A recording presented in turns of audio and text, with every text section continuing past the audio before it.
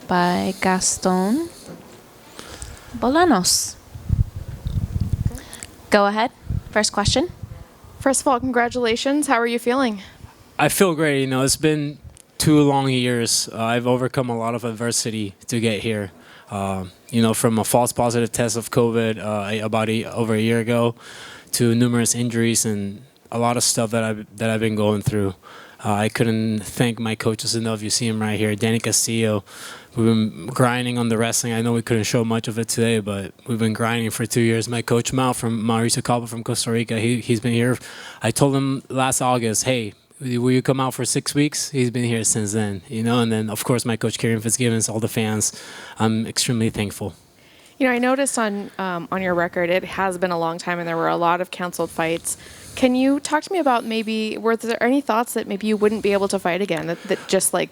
There was. We went through 4 or 5 opponents, and Daniel was the last one, the only one that was actually willing to step up. Kudos to him for doing that. I know we're 1-1. He about 3 years ago, he choked me out in front of my whole hometown, in front of my fans, my girlfriend, everyone. And it's when they offered this fight, just in short notice, I was like, "Are we ready?" And absolutely, we definitely want to get this one back.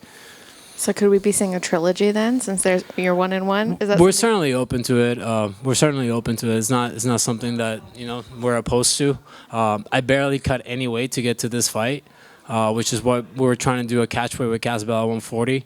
I know he's been going through some stuff, and that's on him. But I'm definitely looking to go down and become a bantamweight in this division. And it's our first win since 2019, and it's in front of a somewhat hometown crowd. Would you consider this a hometown crowd? It is my hometown. I'm originally from Peru. I represent Peru, but I live here since I was 13 years old. This is my hometown. We sold 160, 170 tickets. You could hear the crowd out there. This is my hometown. Yeah, we didn't have the volume back here, but we could hear them out there. Does it feel sweeter doing it here at home with people in the crowd? I'll tell you, there was a lot of pressure. This guy choked me out 3 years ago, same way in front of my hometown. But yeah, it does feel sweeter. It's been such a long time. A lot of thoughts through my head, like, oh, the ring rust and whatnot. But I felt amazing in there.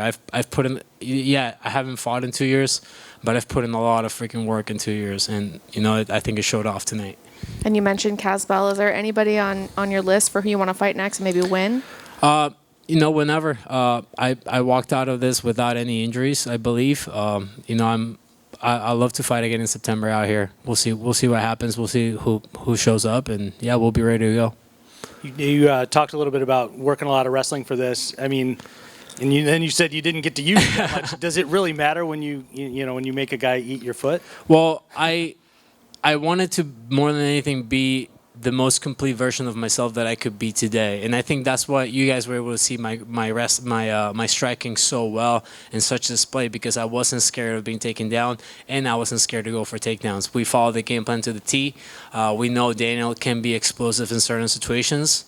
His fight with Aaron Pico, he got to the second round because he was throwing some explosive things here and there. So, we knew he would be explosive, and we knew he would come at us, and that's why you were able to see such this display of striking from myself, because I become much more complete in all areas. Even though you had that previous loss to him, he's been getting put away, in his last few fights, which I'm sure you've known and I'm sure you had looked at. Mm-hmm. Was that part of the thinking going into this, was that maybe he's at a point now where he's vulnerable to that, where he might not have been as much 3 years ago, and you might be able to get the kind of finish you did? We know his game regardless. We knew he was going to come in and try to fight, and as you saw, he hit me a couple times. He was trying to look for that explosion. I was just trying to stay patient. I heard my corner telling me, be patient, and I know I hit really, really hard. So I knew if I hit him, I knew he was going to go down and he was going to get hurt. Does this feel like the kind of win that exposes kind of a newer version, an improved version of yourself to the rest of the division or potential division for your next time out? Absolutely. Yeah. I think I'm a real threat. I hit hard. Appreciate it, man. Thank you. Thank you. Online? Oh, yeah. Good. Sorry. Hey, congrats on the win. Absolutely emphatic performance. I'm curious, you immediately went and got the hat. Can you run me through the story of where the hat came from? This is My grandpa passed 3 years ago, and I've been wanting to dedicate a win to him since he passed, and this was his. So that's where that comes from. This is for him. I'm sure he's proud of you. Thank you.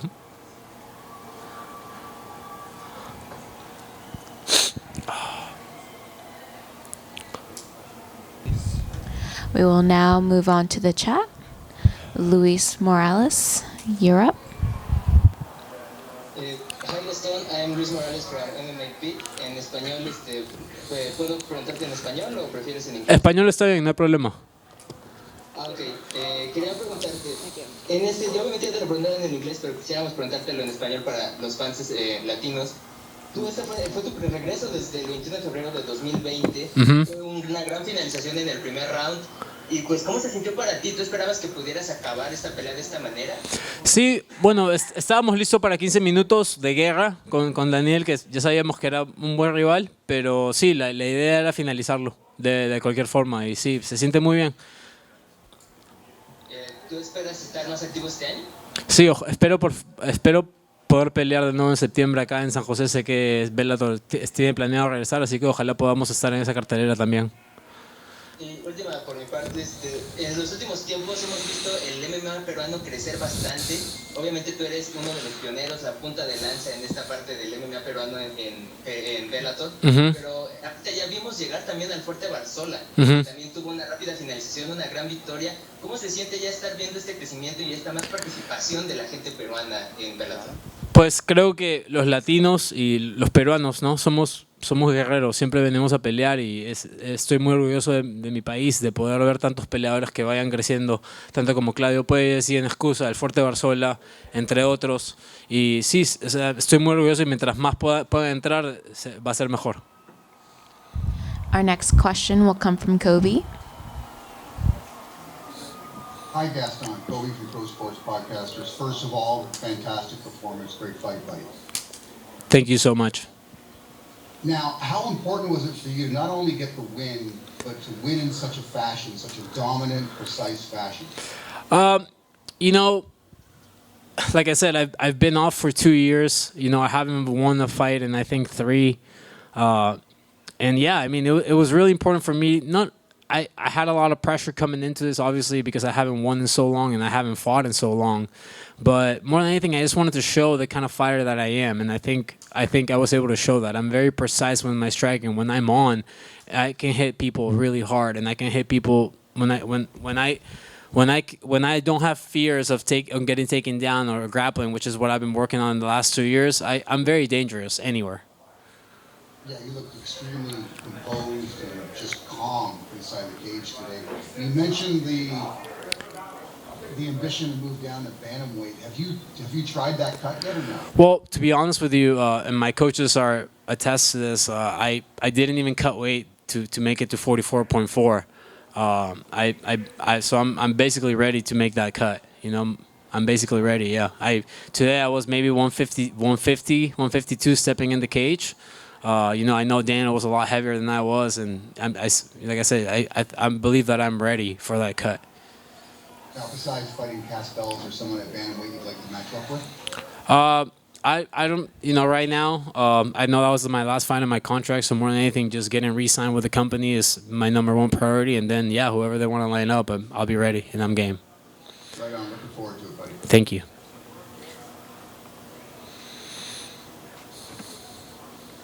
Our next question will come from Jaime Barrios. Buenas noches, Gastón. Jaime Barrios de MMA Fan 507 de Panamá. Saludos y felicidades por tu victoria. Muchas gracias. Gastón, comenzaste muy bien en Bellator, después tuviste un par de derrotas.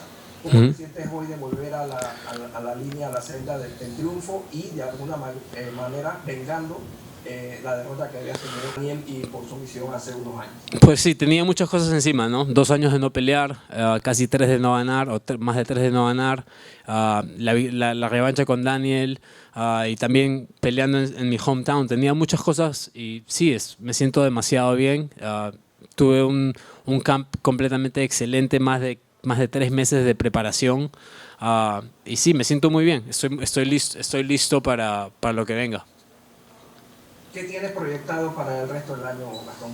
Pues espero pelear por lo menos una vez más, ojalá 2, y ese es el plan. Vale, muchas gracias y felicidades nuevamente. Muchas gracias. All right, that will conclude our time with Gaston. Thank you, Gaston. Thank you so much.